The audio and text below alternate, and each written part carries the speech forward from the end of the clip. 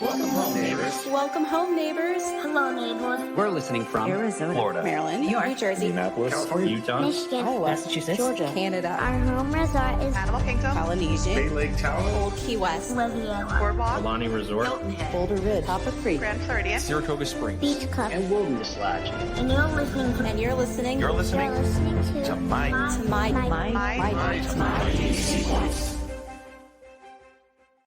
Welcome home, neighbors, to episode 141 of the Community Hall Live podcast. My name is Chad, and I am your host tonight. I am the curator of magical stories, kind of the community founder here, chief cook and bottle washer, guy who edits the podcast and gets it all done when they don't seem to be happening on any other way. So welcome to our show tonight. We are talking about Disney dining tonight, and it is a blue sky program. We have no insider information. This is not a rumor show whatsoever. We are just reacting to what we're seeing going on in the market. And I just want to make that incredibly clear right up front here. All we are talking is, what do the fans think about Disney dining and reservations and all of that kind of fun stuff? Before we jump into today's show, I want to do a huge shout out of thanks over to our sponsors over at DVC Resale Market. If you are in the market to add on and buy a few more points, DVC Resale Market can help you save a boatload of money versus buying direct. They are the largest resale broker out there. Every single one of their staff is a former Disney Direct guide, so you can get that Disney level of experience without having to pay that Disney price tag. DVCResaleMarket.com. Let them know you heard about them here on the My DVC Points platform. To kick off today's show, I want to welcome our regular live co-host, Miss Sandy. Welcome back to the show. Hi, Chad. How you doing tonight? I'm doing good. I'm looking forward to this fun discussion. It's not too often I get to come back in and lead these Sunday night community hall lives, but I'm excited to come back in on this one. And we are also going to welcome in my good friend, Caleb Allison. Hey, Caleb. Hey, everybody. So we're doing great. And we're kind of reacting in today's show with a blue sky community deal. We want to know what everybody thinks in the DVC community about reservation finders. Mm-hmm. There's been several these third-party ones that have popped up, and we want to ask the question, what if Disney were to create their own? What would you guys want from it from a features perspective? What would you guys want from it from pricing? And then we'll wrap this show up with what's the priority going to be for selecting people. This is all blue sky. Like I said in the pre-show, we have no insider information whatsoever. This is all just community, blue sky and fan geeking out kind of stuff, right? And it also came out of Disney recently updated their advanced dining reservation system so that now you can see all of the different possibilities instead of just seeing a couple at a time. So it's kind of a reaction to that too. The fact that they are making these great improvements in the system that are helping guests to get those dining reservations and those other types of reservations a lot easier. So what are the things that we think would also help for that? Yeah. So first off, what is your guys' thoughts on any of the paid ones, right? What features would you want here? Would you want a text message? Do you guys want SMS? Do you guys want a pop-up notification in the My Disney Experience app?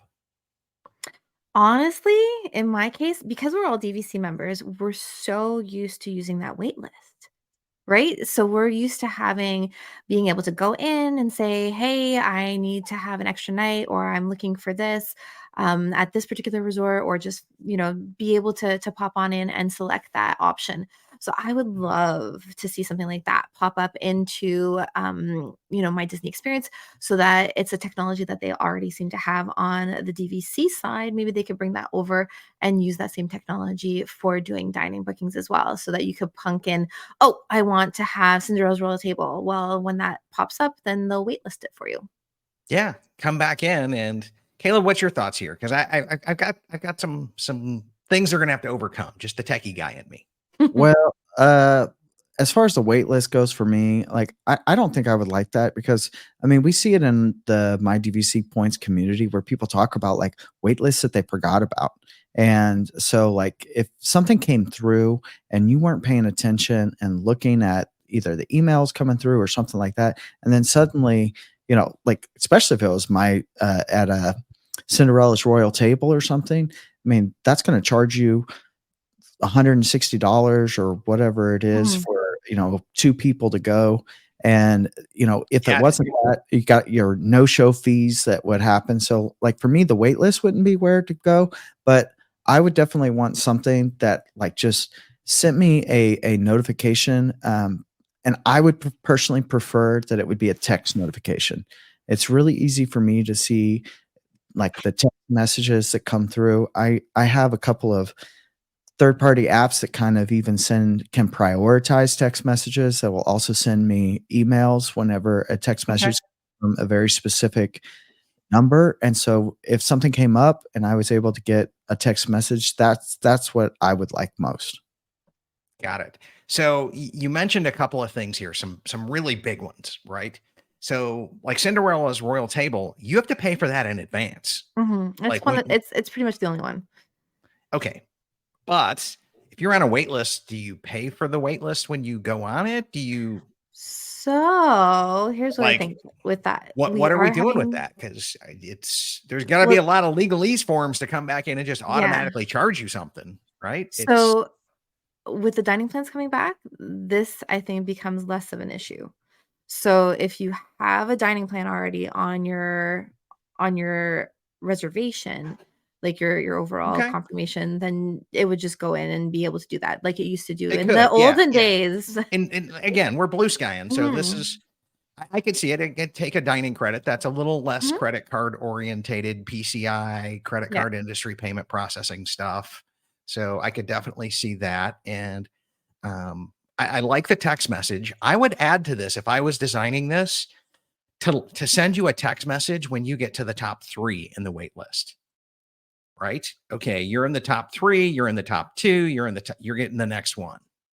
Right? So that this way you kind of know it's coming and you've got the ability to reply back, cancel, drop me out. Yeah, but I guess it could work the same way that we have it now for the DVC wait list, right? So like you can set it to a couple of parameters. Like, do you want it to enter into the zone where you're no longer able to cancel it or not, and that sort of thing. So you could do that as well. Well, I see it because here this is just a dining reservation, right? And I could be waitlisting for 3 different places for dinner that night because it's Hmm. an if it's a non-park day and I'm waiting for Grand Cal or I'm not Grand Cal, I could be Grand Cal if Disneyland would adopt it. Hmm. But let's just start with Walt Disney World here. So I could be going for California Grill, I could be going for something outside the parks and with my wait list as well. So, yeah, I'm definitely feeling the email, the text thing that's going on there as well.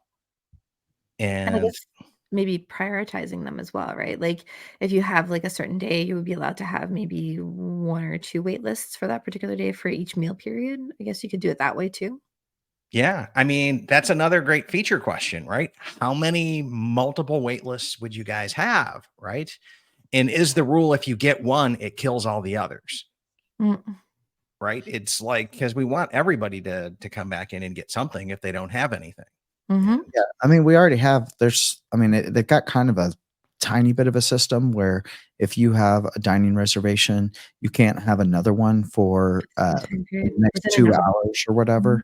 I mean, you can kind of easily get around it by just having somebody else in your party be like the lead guest on it. But it is a little bit of a system that they have in place to keep you from having and holding multiple dining Yeah. reservations. Which Um, can be an issue if you have like a reservation for Olga's Cantina in Star Wars Galaxy's Edge, Mhm. and you want yes. to go there for drinks, and then you want to go over to Brown Derby and have dinner right afterwards. Which is So, fine usually though, because it's within an hour. So you could do, let's say, drinks at 4 and then dinner at 5, but it would have to be like, 4 PM and then 5:05, and then you'd be fine. okay, fair enough, fair enough, fair. But I also wonder about like anything that maybe would prioritize based on what hotel you're staying at. Like if I'm staying at Bay Lake Tower, should I have any kind of prior, a Priority. Mhm. higher Yeah, I think priority that's our versus third like to question go tonight. to oh, okay. To Let's just jump into there because I feel like let me hit some of these features and then we'll just jump down to the third question. We're not a slave Sounds good, to sounds good. anything else here. So just coming in, Rob was saying, I'd love it if it was a waitlist system and send you a text or email that you should try to go book. So that's not Yeah. saying not book it for me, but just saying, hey, there's a reservation out there like the non-Disney ones do today. Mm. And to come out there like Mouse Dining, and we've partnered with them in the past, and there's one called Stakeout out there, and there's Yeah. several of them. You have to have impeccable timing. You for a really lot of do. those. You've got to Yeah. like be clicking it right on the deal. And Exactly. And Rob is saying he's had success with Mouse Dining before. Mhm. And then Gina's saying I would prefer a text or an email. Emails get delayed, texts are a little bit more instant. And then Rob is saying it could give you XX hours to confirm the wait list, right? Or XX minutes, I would imagine, before it's on to the next one. And then Steve is saying I would love to be able to search for multiple dates at once instead of just one day at a time. Oh, like if we were to redo the Yeah. search function, right? To just say, hey, here's my trip dates. When can I go to Yeah. California Grill? Yeah, Show I me mean, everything that's available for my week, and then you can kind of like play with it and see the different. That's a great idea. yeah, Yeah, I mean, once the park reservations came into play, I would always delay making my park reservations until I figured out what my dining reservations were going to be, because it's like I wanted to do certain dining, and if I was locked in at one park, That was then risky at a certain point there, Caleb. it was. Yeah. Well, I mean, it's 60 days in advance. And so unless you're talking Christmas week or something like that, where it's just going to be sold out. And now that's just with annual passes, right? Now, if you're buying single day park tickets, Mhm. you can get in at any time, right? Yeah, exactly. My other thing though is I really liked having a little bit more time than the off-property guests have for booking their dining. So maybe you almost do like a tiering of the system. So you would have like your deluxe guests are allowed to book their dining as of day 90. And then you would have like on-property guests are able to do them as of day 60. And then everybody else is able to do them as of day 30, and like kind of tier it out the way that they used to have it tiered out, which was really convenient for people who are staying on property. It was a big perk. It was. So let's just ask the question to everybody who's listening. How would you want an official Disney dining reservation finder to prioritize this? Are we going to come back in and we're going to go, hey, on property people versus off property people? Are we going to then come back in and say deluxe guest, then moderates, then values? Right? Or were we going to, I guess the campground's what, a moderate now, Caleb? Does it, if I remember correctly, is Fort Wilderness a moderate? Because you'd have The to cabins factor them are. in. Yeah, the cabins are The cabins considered are. moderate. Okay. So the cabins are moderates there. So that's another option for this. Are we going to come back in and go first come, first serve? Mm-mm. So what do you guys think is fair?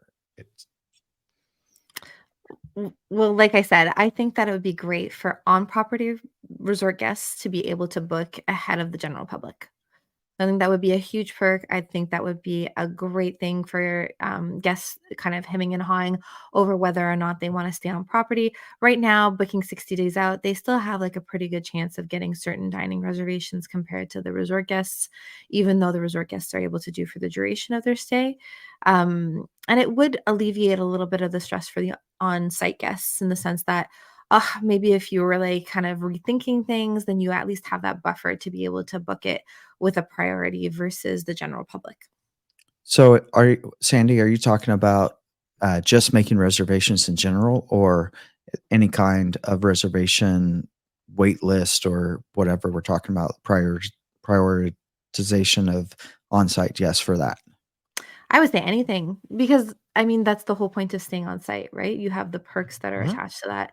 And these are easy perks for them to do, right? Just changing a dining booking window. They used to have that in the past. It's relatively easy, I would imagine, to be able to just switch that up and say, "Oh, you have a confirmed reservation on site. You get to book your dining now."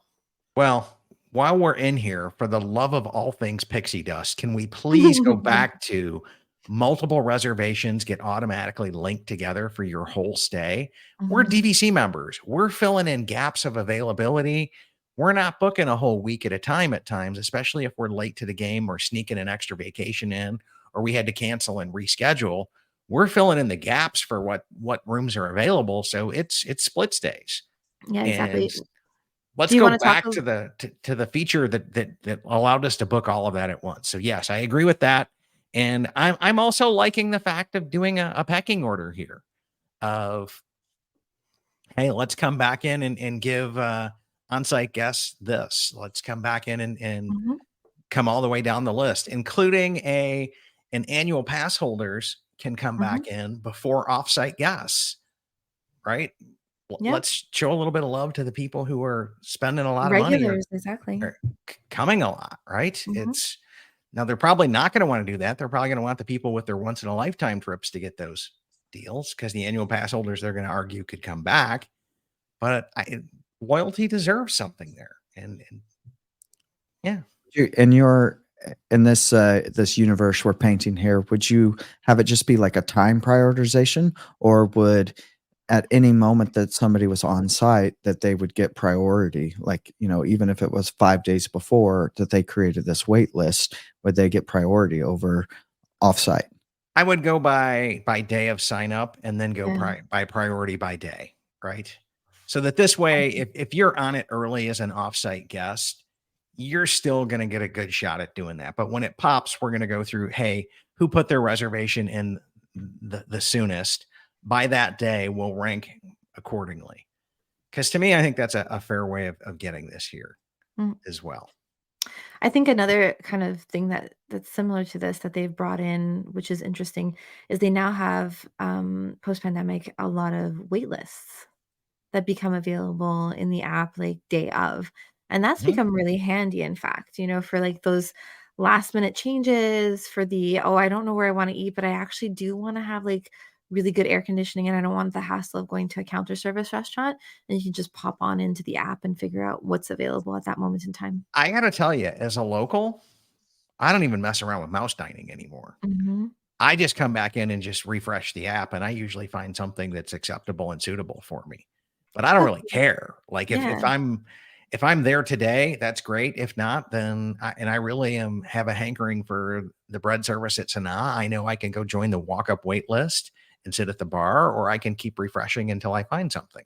Mhm. So to me, it's this cancellation thing and is a problem, but it's also solving some problems as well Yeah. for letting people come in like that.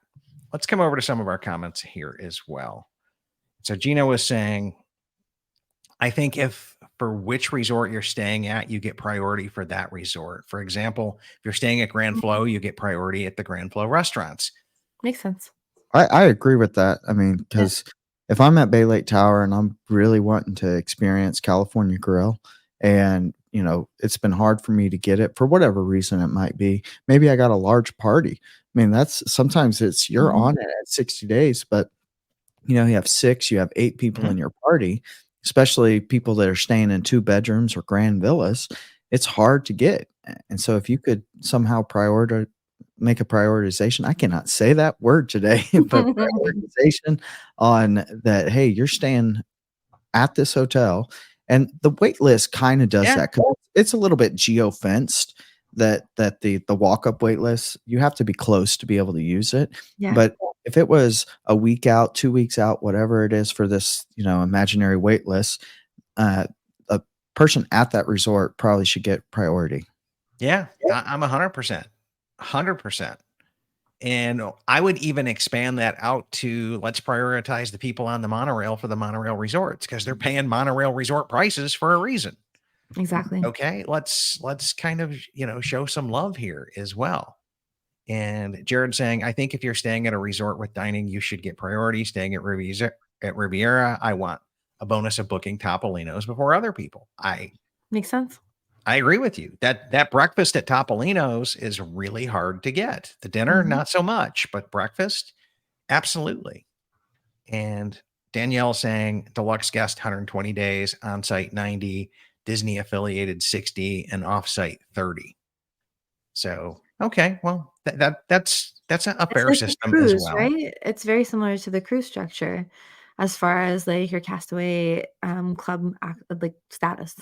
Yeah, I mean, or should Walt Disney World go to a Castaway Club status, right? Whereas if you're DVC members, if you're annual pass holders, if you're Club 33 members, right? Mhm. Are you a Disney Plus subscriber? Like all of that. It's Do you only have the Disney free. Visa card, right? As much as I love to hate on that card, it's We can't get them where we're from.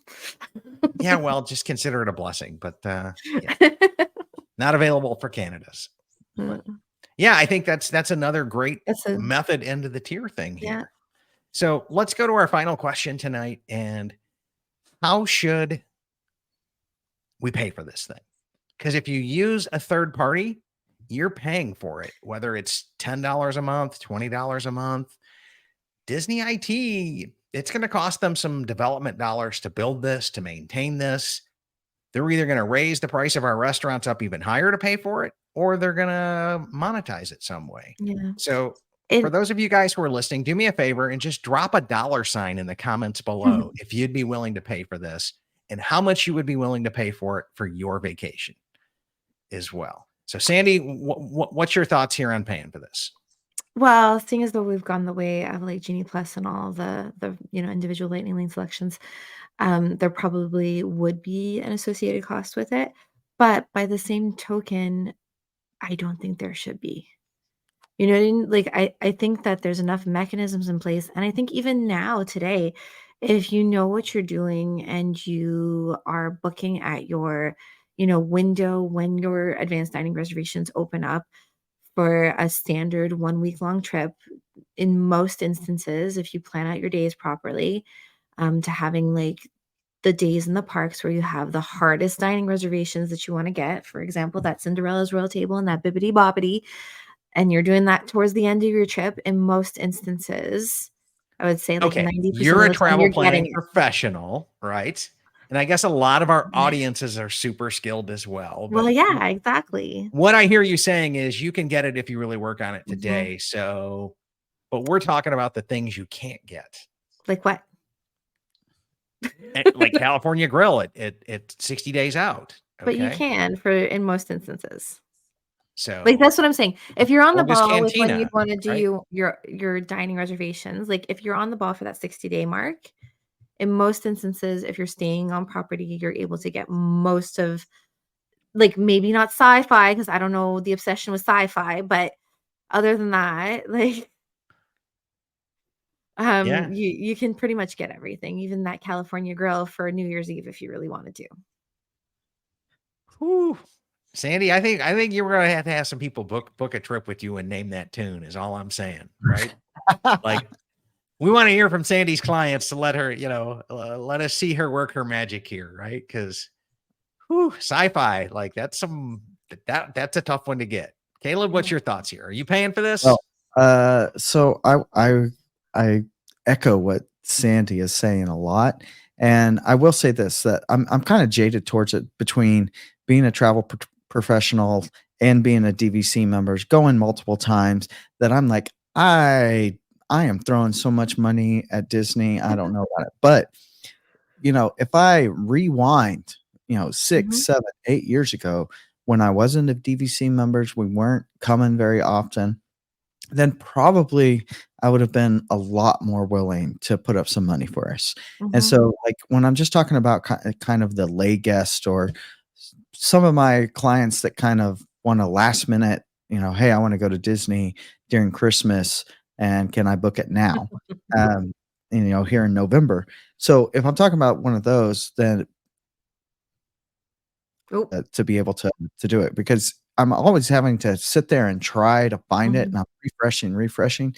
And if I could set it and forget it, Yeah. it would be very, very nice. It'd be so nice. And I wouldn't have to do all that legwork that Sandy was talking about, and being on the ball and being up at 5 a.m. And hoping that it starts a little bit early, whatever Mhm. it might be. So do I need to give you a $sign, or not an amount that I think I would be willing to Yeah. pay? Okay. Well, For your Oh, for your okay. vacation, right? For my personal vacation, Or X dollars per day. Okay. in today's dollars, but with my mentality of 7 years ago, I would probably say that it might be worth, you know, maybe $10 for a month that I'd be able to have some kind of like unlimited wait list or unlimited, like it's going to make the reservation for me.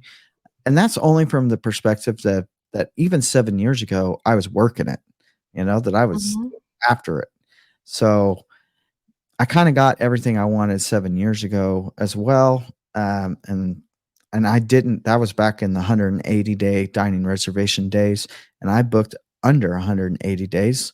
And a lot of those really hard ones were gone, but I still was able to get them back then. Mhm. So Yeah. I'd say maybe $10 just to 10 have bucks, the 10 bucks. convenience of set it and forget it. But if it was some kind of crazy day tier thing, like, okay, during Christmas time, it's going to be $25, and during this time, it's going to be, I probably wouldn't go for it for more than 10.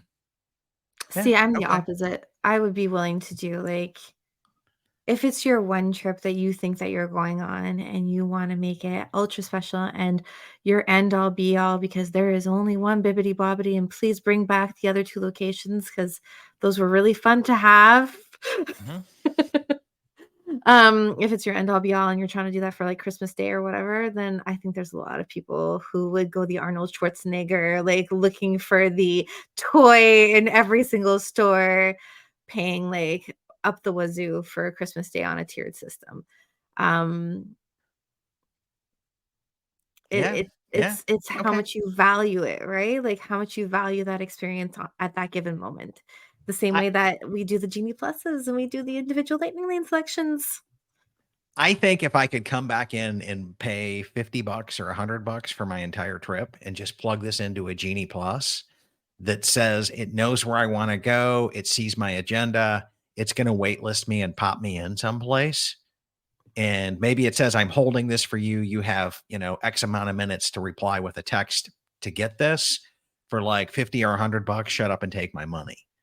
Because as a once in a lifetime tripper, that's just another Yeah. $100. And Or it gives you access earlier, right? So if you're access yeah, earlier plus a wait list. Now we're really talking you're worth Yeah, 100 if we're bucks. talking about access earlier, I mean, my perspective changes yeah, completely. But if 100%. Yeah, I'm kind of like a Genie Plus, right, for dining reservations, right? Exactly.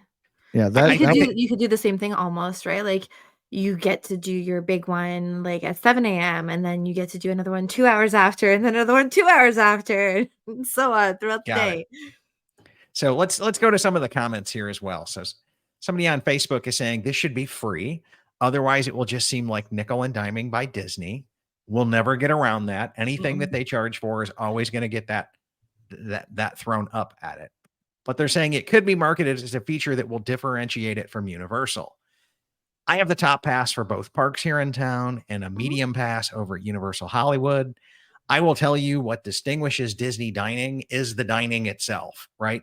They have mhm, Mythos over there in Islands of Adventure, which is really good food. mhm. Other than that, I really haven't had anything to write home about over at Universal. And I popped in and tried them all.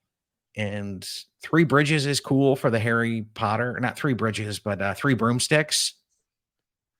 I say Three Bridges because went to Three Bridges At with 2 both of our co-hosts tonight is over here at Coronado. We do love a good 3 bridges.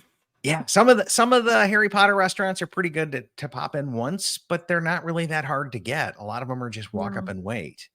Well, a So, lot of them are mobile order too. If you do the mobile order, you mhm. can skip the line for that walk up. So I kind of think Disney's already distinguished it by having such a huge demand for their restaurants and unique Mhm. theming and Be Our Guests and And the California Princess Grill and Dining. we've already just done that distinguish right there. Mhm, But that's kind of my thoughts there. So let's go to our buddy Jared. He's saying $15 if auto booked by my time request, similar to a DVC wait list. mhm. So I think that's a fair price as well. And then Nick says, for the love of Mickey, could reservations go live later in the day? And that's a West Coaster who's not liking to get up at 8 o'clock a.m. Eastern, which would be 5 a.m. his time. It's early for us too, Nick. Don't worry. Yeah. And he goes, even for Disneyland restaurants, 3 a.m. Pacific is so cruel. And It's I not think cool. West Coasters would pay if a system really worked to set it and forget it. That would be that's quality of life sleep time. Yeah, yeah. Yeah, If it you is. could do that, I and almost or preferred the midnight back in the day because at least you could go to bed afterwards. yeah, that's true. And then Shauna saying, being DVC now, I'm not interested at all in paying for reservations. Back when my daughter wanted to go to Chef Mickey's, I probably would have paid to insure it. Yeah. Mhm. And I think that that's it as well. And then Jared is saying, earlier access, he's in for $50. And then Linda says, I am up at 5:45 I guess AM Central Standard Time to book, but I have got Topolino's the day of and also Beaches and Cream, and she's not paying. She's just going to get up and do Do it. that. Do the Yeah. legwork. Yeah. Do the legwork there as well. Mhm. So, yeah, I think I've covered everybody. I want to give a huge shout out to one of my credit card creator content friends over here at Chad's Money Minutes. He just popped in to come back in and see how we do things over in the Disneyland. I'm constantly popping in on his shows and streams. So, thank you for the reciprocity there. And you guys, if you're looking for some good credit card stuff, I know I've been mentioning a lot of it in the point and mile stuff here recently. Chad's a really good guy. I got to meet him at the Las Vegas trip over Labor Day weekend as well. So, okay, I think we've pretty well wrapped this up. One last comment from Nick here. To be fair, Steve does the AVRs while Nick sleeps. Hashtag princess. So I guess we should be asking Steve if he's willing to part with that Exactly. money, right? It's yeah. That's a fair disclosure there, Nick, as well. So, Yeah. Bree would be saying the same thing. She'd be saying the same thing. Mhm. I'll let Gina take that down. But anyways, I want to give everybody a huge shout out and thank you for joining our stream tonight. Huge shout out to our sponsors over at World of DVC, including DVC Resale Market, DVC Rental Store, and Monera Financial. And a huge shout out of thanks over to our Patreon members as well. If you guys are tuning in and you have been listening to my last couple podcast episodes, you'll know they're about the 10-minute mark, which is unusual for a podcast. And that's because I'm using some of this Patreon dollars to hire a coach to teach me Final Cut Pro so that I can start making some edited made for YouTube videos. And so I'm needing content while I learn this. So I'm just putting that out there. I'm editing it twice, once as a podcast and then once as a video. So that's kind of what's going there. But thank you guys so much for all the Patreon income. And this month, let me hire a couple of hours with my coach. So huge shout of appreciation and thank you for that as well. So thanks for tuning in, everybody. As always, we hope you learned something in today's episode, or at least thought about something in today's episode that will help you go plan something magical for your family. And good luck on the 60-day reservation mark. Let's end. We've done all the speculation. So let's just be fair with this and go. If you've tuned in thus far, Sandy, give us some good tips and some good rules for people booking on the system today as is. We'll have you and Caleb collab on that one. So I would say definitely if it's your first time booking a dining reservation, the Disney system doesn't actually know that you're not going to be there in a couple of days from now. It doesn't know that you're going to be there maybe a couple of days before your trip, before that advanced dining reservation window opens. So go on in and make sure that your entire system is working first. Do a reservation that you make at, usually my go-to is Tony's Town Square because there's usually great availability there. Test out that system, make sure that it works, and then cancel off that reservation right away that you're not using. And then that way, at least you know you've tested it. You've had a bit of practice before you're going in for that first ADR that you need to do at 6 a.m. Now, the other thing I would 6 say a.m. is Is it at 6 a.m., it's Eastern, 60 yeah. days in advance? That's when battle time opens. And Sandy's saying, hey, go in and fire off a few practice rounds before you go into ADR battles here. Exactly. Great And tip. then Great tip. I would say try for harder to get things like, for example, lightsabers or for Bibbidi Bobbidi. You can start trying those sometimes around 5 in the morning and you might have some luck. So I would say definitely pop on in, start trying that a bit earlier than that 5 o'clock mark. And that just relieves a little bit of stress along that 6 o'clock mark. And it relieves a bit of stress along the way as well. And then always have a punch list. So go through your trip, figure out which ones are traditionally the hardest ones to get. Even though they might be later on in your trip, those are the ones that you should try to book first out of the bunch, even though they might be happening on your last day of your trip. So I'll let Caleb get into like what some of those really tough ones to get are these days. Yeah. So I heard you say have a battle plan, like Mhm. a plan of attack for this. Caleb, lay some wisdom on us here. Okay, so I would say that some of the tougher ones to be able to get are definitely things like Cinderella's Royal Table. Now we have Akershus over at Epcot. That one can be a little problematic to get, For breakfast, especially. Yeah. especially if you're talking about the breakfast. Mhm. Then definitely the Topolino's breakfast, character breakfast, is another one that traditionally is really difficult to get. Especially like some people are like, I want to do it at 9 a.m. and then I'll go to the parks later. And you got to be really flexible with what time. If you think that going to a certain restaurant is just like, you know, ride or die of your vacation, then you have to be flexible Mhm. with that time. So be our guest. I've had it kind of sometimes be hard, sometimes it's not. It just kind of just depends on the time of year. But my number one That got a tip, lot easier when they raised the prices on it. Yeah. yeah, So exactly. Space 220 is another one that's pretty Base difficult to get. 220 is like near impossible anymore. Sci-fi. Just sci-fi is weird. Like Mhm. Sandy said, I mean, it's burgers and fries. The ambiance is great. Yeah. Like it's a one and done for me. Yeah. I had a good time you're there. killing me. Yeah, well, I'd probably go if somebody invited me, but I'm not gonna take my family of 4 to sit there and eat burgers and fries that I could get just down the road for half the price. That's Uh, it. but I think also, you know, s a lot of times people are coming with groups of 6 or, they're traveling with family, and so when you are looking for these reservations, kind of 8 is pretty much the max at most of the restaurants, and so there's a couple Yeah. of places that you can have 12, like, but they're not places you wanna go. I mean, it's like Rick's Sports Bar, no thank you. So, Do you you even Yeah. need got them for there? Like, no. I mean, okay. if you're being honest, but, Yeah. so I would say, something to think about is also just splitting your group up and trying to get times that are very close together. Mhm. Just show up maybe 20, 30 minutes early and just say, "Hey, we're here and we would like to sit together. We'd like to sit Exactly. close to each other," whatever it might be, and then they're probably gonna be able to accommodate you. Yeah. Um and then last but not least is kind of if you're looking for a party of 2, for whatever reason, sometimes you can't find a party of 2, but if you do a party of 3, It you can works. it works. And so just increase it by 1 Yeah. and see what you can get. And when you show up, you just show up with 2, no big deal. Yeah, Mhm. yeah, that's Yeah. some pro tips there as well. The other pro tip I'm going to lay down here is if you guys need some additional help, or if you're planning a cash stay or a Disney cruise or an adventure by Disney, you can talk to Sandy and look her up on Facebook, Experience Magical Adventures, or you can work with Caleb. He is the founder of Pixie Path Travels. These guys would both be loving to help you book a DVC, or I guess not a DVC one. I'd love to help you book a Disney vacation that's not DVC.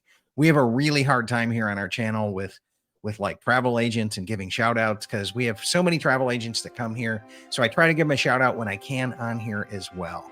So thank you guys so much for doing this, and thanks for tuning in, everybody. And now we're going to wrap up the show for good because I think we've already done our sign off. I just wanted to check the boxes there with some factual stuff and end a speculation show on some really good tips on current day that you can come back in and plan for today. So Gina, let's go ahead and roll the tape and take us out of here. Y'all have a great night. Thanks for tuning in. Bye, folks.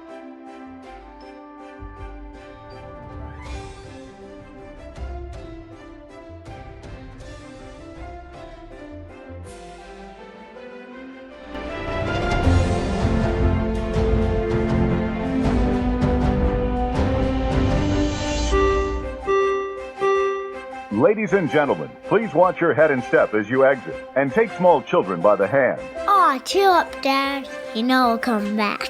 With DVC. My DVC Points is an unofficial Disney-inspired podcast created by fans of Disney Vacation Club. The thoughts expressed in this podcast are personal opinions and personal experiences. My DVC Points is not affiliated with Disney Vacation Club, the Walt Disney Companies, or any subsidiaries. We encourage listeners to contact their DVC guide or member services for official DVC policies.